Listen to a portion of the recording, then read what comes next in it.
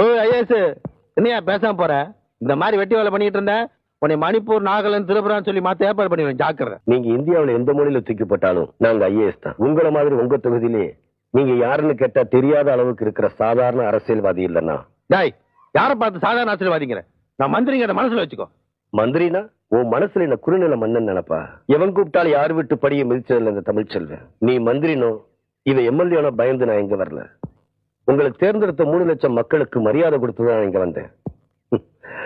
இங்க வந்த பிறகுதான் தெரிஞ்சது மக்கள் எவ்வளவு பெரிய வடிகட்டின முட்டாள்களை எல்லாம் மந்திரியாவும் எம்எல்ஏவும் தேர்ந்தெடுத்திருக்காங்கன்னு. டாய், நீ ரொம்ப பேசுற, பட்டையை கிளப்பிடுவேன். நீங்க அரசியலுக்கு வந்து மக்களுக்கு எதுவும் பெருசா கிழிச்சிடல. இந்த ஃபைல்களை தான் உங்களால கிழிக்க முடியும். இன்னும் கொஞ்சம் ஃபைல்கள் அனுப்புறேன், உட்காந்து கிழிங்க. கப்பல் விடுங்க, கட்டுமரம் விடுங்க. நீங்க கிழிச்ச நேரத்துக்கு மேல இடத்துல ஒரிஜினல் ரெக்கார்ட்ஸ் உங்க அப்பையும் பார்த்திருப்பான்.